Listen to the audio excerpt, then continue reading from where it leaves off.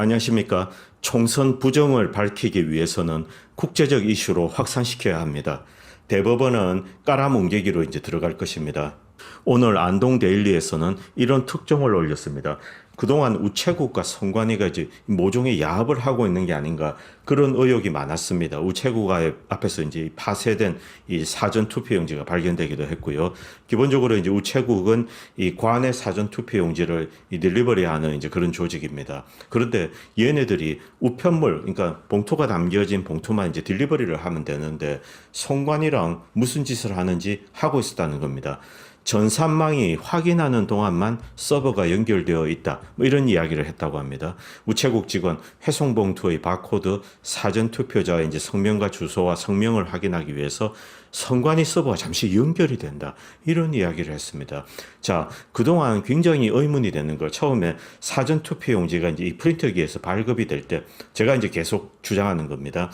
제가 사전 투표소에 가서 주민등록증을 제시를 하면 저에게 고유한 어떤 QR 코드가 찍힌 투표용지를 발급을 하게 됩니다. 거기에는 여러 가지 투표소에 관련된 여러 가지 정보들이 있고 그리고 고유한 일련 번호가 주어지게 됩니다. 그래서 나에게만 맞는 어떤 QR 코드가 박힌 투표용지를 받게 됩니다. 그럴 때 이때 프린터가 이 출력을 하기 때문에 그 이야기는 컴퓨터가 이 제어를 한다는 뜻입니다. 즉 내가 이 주민등록증을 주면은 이 사람에 대해서 이 거기에 고유한 QR코드가 찍힌 이 투표용지를 발급을 하는데 그때 QR코드랑 나의 정보를 만약에 별도로 매칭해서 저장을 하게 된다면은 내가 누구를 찍었는지는 나중에 저들이 알게 됩니다. 그리고 물론 이 QR코드 안에 여러 가지 다른 정보들이 들어가 있다는 의혹은 있습니다. 그것은 일단 잠시 배제하도록 하겠습니다. 그런데 이 QR코드가 담긴 이 관내 사전 투표용지를 이제 봉투에 넣어서 우체국에 가져가게 되는데 우체국 직원들이 그것을 가지고 어느 이제 우체국에서 회송 봉투의 바코드, 여기서는 바코드라고 표현했는데 아마 이 회송 봉투에 있는 바코드만 의미를 하는 것 같습니다. 그리고 사전 투표자의 성명의 주소 그리고 성명 확인을 하기 위해서 선관위 서버가 잠시 연결된다고 하는데 뭐 이게 정확하게 얘네들이 이것만 하는지 다른 것을 하는지 뭐 저는 알 수는 없습니다만 어쨌든 이렇게 주장을 하고 선관위 서버랑 연결을 한다고 합니다. 이것이 굉장히 좀 의욕투성입니다. 이때 얘네들이 무슨 짓을 하는지 어떤 정보를 주고받는지 우리는 아무것도 모릅니다. 핑계는 확인만 하고 바로 끊는다는데 쟤네들이 무슨 짓을 하는지는 우리는 아무것도 알 수 없습니다. 자, 밑에 보시면은 사전투표 회송 우편물 인계 인수서 여기서 재미있는 사실을 이제 우리가 알 수 있습니다. 그동안 이 관내 사전 투표함에 대해서 이제 CCTV를 제거한다고 합니다. 그래서 일단 우체국으로 가는데 그것이 이제 그 안에서 무슨 일이 벌어지는지 모릅니다. 얘네들은 이제 우체국으로 가면은 그것을 우편 집중국으로 이제 보낸다고 합니다. 여기서 이제 굉장한 의혹이 커지는 거죠. 여러 군데 지역에서 관내 사전 투표를 하고 그 관내 사전 투표 용지가 담긴 봉투가 이제 우체국으로 옵니다. 그것을 개별 우체국, 뭐 예를 들면 강릉이다. 뭐 강릉에서 이제 이쪽으로 전국으로 서울로 보내고 부산으로 보내고 이런 게 아니라 어떤 우편 집중국으로 보낸다고 합니다. 우편 집중국이 뭐 시별인지 군별인지 뭐 혹은 도 단위인지 그런 것은 이제 저희들에게 알려진 건 없습니다. 일단 우편 집중국이라는데 모인다고 합니다. 모아가지고 이제 거기서 숨어서 한꺼번에 무슨 짓을 할 수가 있다는 거죠. 용인 수지 우체국에서 이제 투표함을 신문지로 이렇게 막는 동영상 이런 여러 가지 오여한 일들이 많이 벌어지고 있습니다. 그래서 이 우체국에서는 이런 이야기를 합니다. 사전투표 회송 우편물, 사전투표 회송 우편물 인계 인수서가 있다는 것을 알게 되었습니다. 그 과정에서 운반하는 차량에서 사전 투표지를 직접 내리질 않고 우체국 사무실에 들어가 이제 직원과 만나서 인계 인수서를 사인을 하고 이렇게 하겠죠. 그리고 바코드를 확인한 다음에 거기서 바로 이제 우편 집중국으로 보낸다고 합니다. 그래서 우편 집중국으로 가면은 어떤 일이 벌어지는지 아무도 모릅니다. 이 조그마한 우체국들은 단순히 이제 인수인계해서 저쪽으로 우편 집중국으로 보내는 역할만 한다고 합니다. 그래서 계속 관내 사전 투표도 이제 우리가 의혹의 대상으로 삼고 있습니다. 자, 박종석 우정사업본부장 어떤 사람인지 한번 보시도록 하겠습니다. 박종석 본부장은 전북 군산제일고교 졸업 후 그 다음에 이 동국대 나오고 서울대 행정대학원 나오고 그 다음에 미국 콜로라도 주립대 석사를 마쳤다고 합니다. 조회주도 마찬가지로 호남 출신입니다. 자, 여기까지 일단 드러난 것입니다. 그동안 민경우 의원이 제시했던 의문점이 여기서 이제 이 좀 매칭이 되는 겁니다. 첫 번째, 서초구 을 사전투표지가 어떻게 분당을 해서 발견이 되었냐. 얘네들이 어딘가 한 군데서 모여서 뒤섞인다는 바로 그런 이야기입니다. 즉, 관내 사전투표로 이 투표함을 넣을 때 투표지가 이제 우체국 봉투에 담기게 되는데 이런 투표지가 어떻게 분당을 해서 나오냐. 이게 말이 되지 않는다. 즉, 우체국 봉투가 서초울로 온 게 아니고 어딘가 가서 까진다 이런 뜻입니다. 어딘가에서 까진다는 겁니다. 그것이 바로 우편 집중국이라는 겁니다. 즉 개표소에서 이 관내 사전 투표인데 이 개표소에서 그 봉투를 까는 게 아니고 어딘가에서 까져가지고 섞여서 이제 잘못 왔다 이런 뜻입니다. 즉 서초굴 사전투표지가 관내 사전투표지가 어딘가 우편 집중국에서 모여가지고 미리 까지는 거죠. 까진 다음에 섞인 다음에 분당을로 가버린 겁니다. 바로 이런 뜻입니다. 이런 의문이 여기서 이제 하나 풀린다는 거죠. 자, 우편 집중국에서 무슨 일이 벌어질 수 있다 이런 뜻입니다. 두 번째, 경기도 모 우체국 앞에서 발견된 이 봉투와 함께 파쇄된 사전투표지입니다. 자, 우체국은 일단 무조건 이 관내 사전투표라 이렇게 연결이 되어 있다고 보시면 됩니다.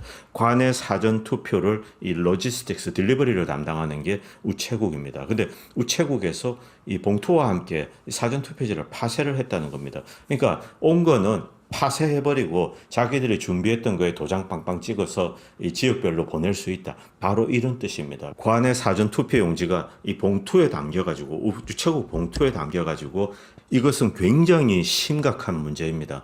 우리가 관내 사전 투표용지에 도장을 찍고 봉투에 담아서 예를 들면 서초구로 보냈습니다. 서초구에서 까지지가 않고 어딘가 우편 집중국에 모여서 까져가지고 뒤섞인다 혹은 교체된다. 그리고 내가 투표한 용지는 파쇄되어서 버려졌다. 바로 그런 것을 의미할 수가 있는 것입니다. 그리고 이 접히지도 않은 비례투표용지가 한두 개도 아니고 개표장에서 이렇게 무더기로 나왔습니다. 여러분 많이 보셨겠지만 비례투표용지 긴 것이 접힌 흔적이 없이 빳빳하게 거의 한 묶음처럼 지폐처럼 이렇게 놓여진 걸 많이 보셨을 겁니다. 우리가 이걸 여러 번 접어서 투표함에 넣거나 관내 사전 투표용지 이 봉투에 담았을 때 반드시 접히게 되는데 빳빳하게 편 상태로 무슨 이 지폐 만 원짜리 한 다발처럼 평평한 상태로 오게 됩니다. 이것은 통째로 바꿔치기 당했다는 흔적일 수도 있습니다. 지금 관내 사전투표랑 관내 사전투표의 딜리버리를 담당하고 있는 우체국 간에 이 모종의 무언가 흑막이 있지 않는가 거기에 대한 의혹도 사실은 대단히 큽니다. 미국 역시 이 포스털 보팅인데 지금 코로나 바이러스가 퍼져 있기 때문에 코로나 바이러스가 두려운 사람들은 우편 투표를 할 수 있는 그런 것을 미국의 이 좌익들은 이 바이든 쪽은 그걸 많이 추진하고 있습니다. 트럼프는 적극적으로 반대하고 있는데요. 여기에는 굉장히 여러 가지 문제가 있는데 유권자 명부를 제대로 공정하게 만들지가 않는 겁니다. 미국 시민권자만 이 투표를 할 수 있는데 영주권자나 불법 체류자들을 이 유권자 명단에 포함을 시켜서 우편을 보낸 다음에 아이디나 이런 검증 과정 없이 투표를 해서 그 투표용지 발롯을 받아가지고 카운팅하는 거죠. 이렇게 된다면 이 트럼프에게 대단히 불리하게 됩니다. 지금 이 미국도 리버럴 판사들하고 이 좌익 지역들, 캘리포니아나 뉴욕 같은 데는 이 포스털 보팅을 좀 부채질하고 있는데요. 그러나 미국에서 벌어지고 있는 논쟁은 이 투표할 자격이 없는 사람들을 이 유권자 명단에 포함시키는 것, 거기에 대한 문제입니다. 한국처럼 미국 우체국이 이 포스트 오피스가 이런 투표 조작에 가담했으리라고는 미국 사람은 아무도 그런 생각은 하고 있지 않습니다. 이 포스트 오피스의 이 공신력은 엄청난 것입니다. 미국은 이 우편물에 대한 우편법이 굉장히 엄격합니다. 제가 만약에 이 남의 우편물을 훔쳐오거나 까보거나 함부로 그 안에 있는 수표책 같은 걸 가져갔다. 그런 경우에 중죄에 해당합니다. 이제 펠러니가 됩니다. 처벌이 대단히 엄격합니다. 그래서 미국에서는 절대로 이 남의 우편물에 손을 대어서는 안 됩니다. 그래서 미국은 그런 전통이 있기 때문에 우체국이 투표 조작에 가담했다고는 생각하지 않습니다. 그런데 한국에서는 우체국이 투표 조작에 가담했다. 이런 의혹이 지금 광범위하게 부정선거에 관해서 서방 자유진영은 관용이 없습니다.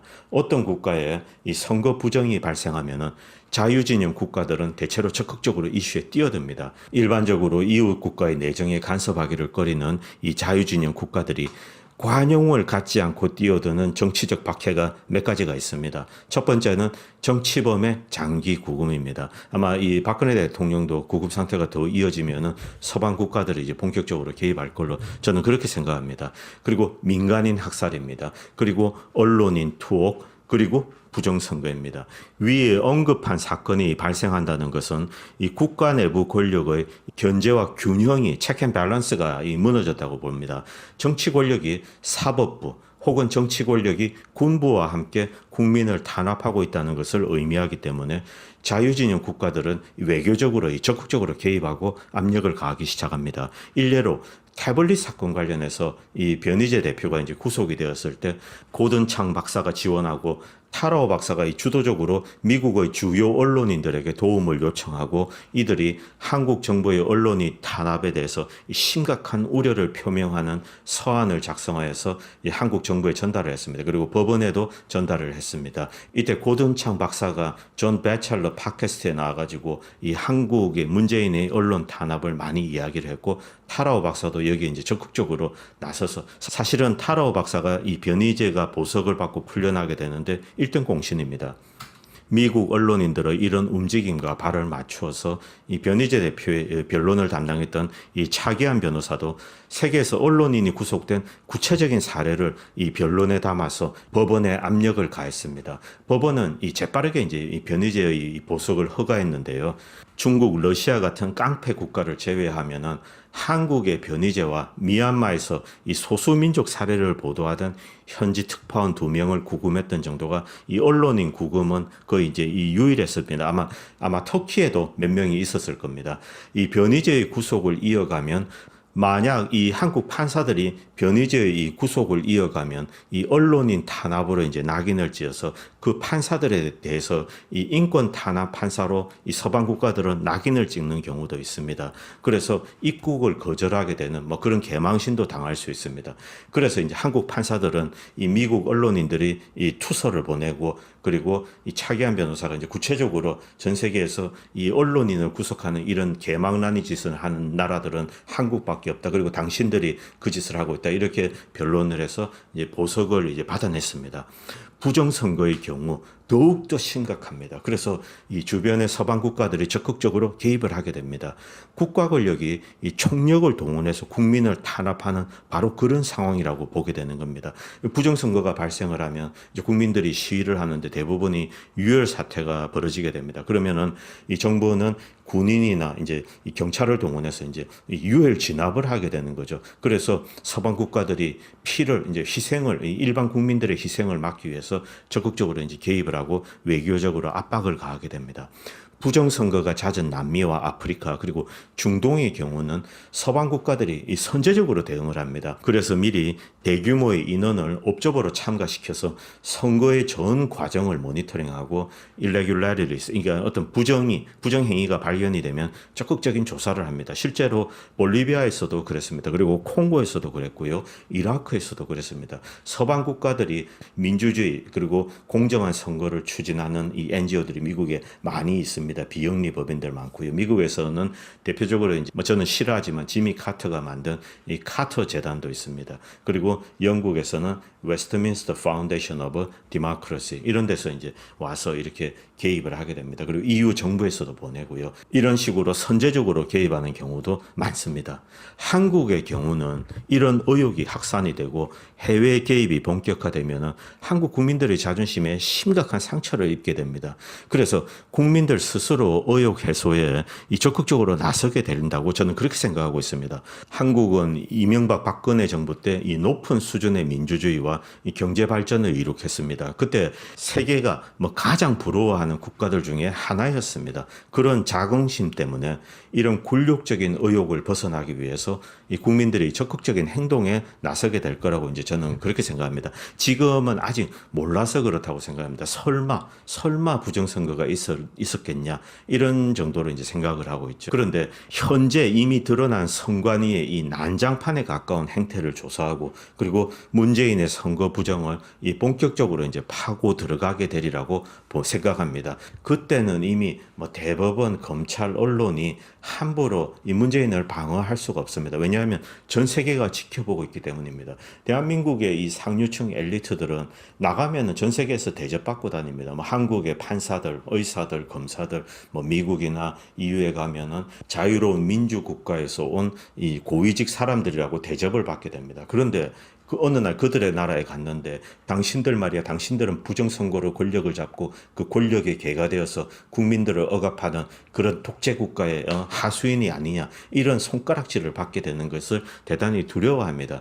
솔직히 이 한국의 이 보수 세력의 보수 기득권 세력들의 그 비굴함과 비겁함은 그것도 이제 뭐 엄청나지만은 이 좌빨들도 마찬가지입니다. 좌빨 판사들이고 나발이고 지 새끼들은 전부 미국이나 유럽에 다 가 있습니다. 그런데 그런 나라에 가서 이제 손가락질 받게 되는 것을 두려워하게 됩니다. 그때는 이 문재인에게 이제 모든 책임을 뒤집어 씌우고 파묻으려고 이제 그렇게 나올 수도 있습니다. 이때 이 국민을 기만하고 군림하던 문정권과 이 기득권 일체가 위기에 빠져들 수 있습니다. 저는 현 사태를 해결하기 위해서 가장 좋은 길은 국제적인 이슈로 만드는 것이라고 생각을 합니다. 우리가 국제적인 이슈로 만들어서 이 부메랑을 던지면 그것이 다시 이 부메랑이 되어서 돌아와서 한국 국민들을 일깨울 수 있는 이 촉매가 될 가능성이 높다라고 생각을 합니다. 이런 뭐 외부적인 이유에서도 그렇고 국내 한국이라는 내부적인 이유에서도 그렇고 그래서 우리가 이 국제적인 이슈로 만들어야 됩니다. 국제적인 이슈로 만들어서 글로벌 스탠다드에서 한국의 선거 제도를 바라봤을 때 그때 국민들이 깨어나게 되는 것입니다. 아, 이런 게 대한민국이냐? 이런 게 대한민국의 선거였냐? 충격을 받게 된다는 것입니다. 그렇게 해서 깨어나게 됩니다. 자, 이 웨스트민스터 파운데이션 포 디모크라시에서 콩고 선거를 앞두고 어떤 일을 했는지 제가 잠깐 말씀드리겠습니다. 제가 다른 방송에서도 설명을 했는데요. 2018년도 8월에 콩고 대선을 앞두고 웨스트민스터 파운데이션이 콩고에 가서 콩고에서 수입한 이 한국산 미루 시스템 전자투표기에 대해서 이 조사를 했습니다. 분석 보고서가 이제 무려 한 30페이지에 달하는 건데요. 정밀하게 이제 기계를 다 분석했습니다. 제가 핵심적인 이유만 이야기하도록 하겠습니다. 여러분 여기 보십시오. 이 온갖 말도 안 되는 것이 들러붙어 있습니다. SD 카드 꼽는 데도 있고요. USB 포트도 있고 랜 케이블 꼽는 것도 있습니다. 그리고 랜 카드도 이제 내장되어 있습니다. 그리고 RF 안테나, 라디오 프리퀀시 안테나가 달려 있습니다. 그리고 CIS 모듈이 있습니다. 이런 온갖 말도 안 되는 것들이 여기에 다 담겨져 있습니다. 자, 여러분, 돌아오십시오. 분류기 보십시오. 분류기에도 이것들 다 있습니다. USB 포트가 4개나 있었고, 그 USB 포트가 4개나 있고, 그 다음에 이 랜은 이 노트북으로 연결이 되어 있어서 노트북에서 이제 무선 이 와이파이를 주고받을 수가 있습니다. RF 안테나는 제가 이제 한국에도 있는지 모르겠고요. 그래서 이 웨스트민스터 파운데이션 포 디모크라시는 한국산 미루 시스템은 너무너무 이 부정선거의 위험이 높다. 그래서 다음과 같은 규칙들을 콩고에 줬습니다. 물론 콩고는 이 규칙들을 하나도 안 따랐습니다. 자, 이 웨스트민스터 파운데이션은 이런 이야기를 했습니다. WFD인데요. Disable External Communication. 그러니까 심카드도 있었습니다. 심카드, 이게 무선 통신 모뎀도 있는 거죠. 심카드도 빼고 그 다음에 와이파이도 이제 될 수 없도록 만들어라. 그래서 External Communication을 차단해라.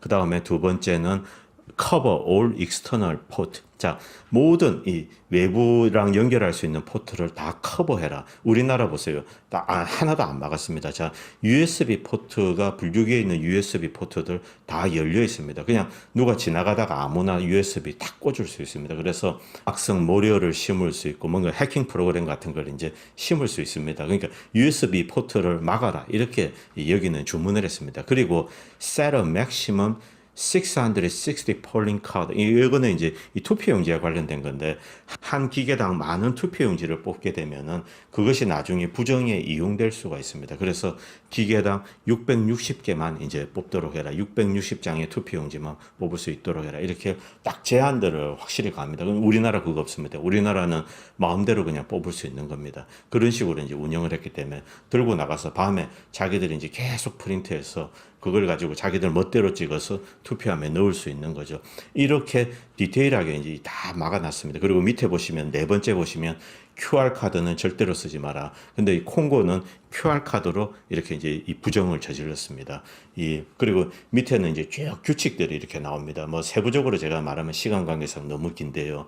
여기서 이 정도로 한국산 투표기에 대해서 이 WFD가 우려를 많이 했습니다. 이거는 완전히 부정 선거를 하기 위해서 만들어진 기계다. 그렇기 때문에 대부분의 기능들을 이렇게 이제 차단하고 그 다음에 안내 수칙들을 굉장히 엄격하게 만들어서 이것이 지켜지지 않으면은 이 투표를 못하게 해라. 뭐 이런 정도로 이 한국산 미루 시스템 이거는 전자투표기입니다. 전자투표기에 대해서 우려를 많이 표명했습니다. 한국산 전자투표기니 뭐 개표기니 뭐 어떤 시스템이 개수기니 전부 부정선거를 위해서 제조된 겁니다. 그래서 독재 정권들이 이걸 사가지고 신나게 이제 이 부정선거를 했었습니다.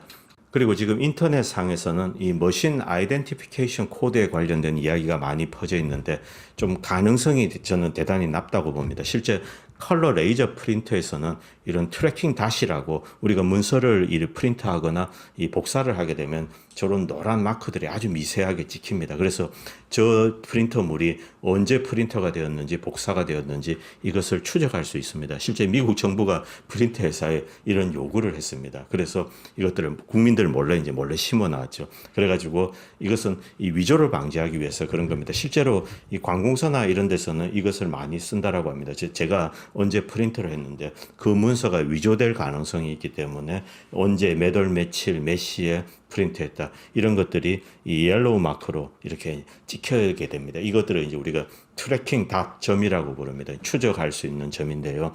그리고 이것을 해독할 수 있는 곳도 NSA나 FBI, 미국 국가정보국하고 FBI 정도밖에 없다라고 합니다.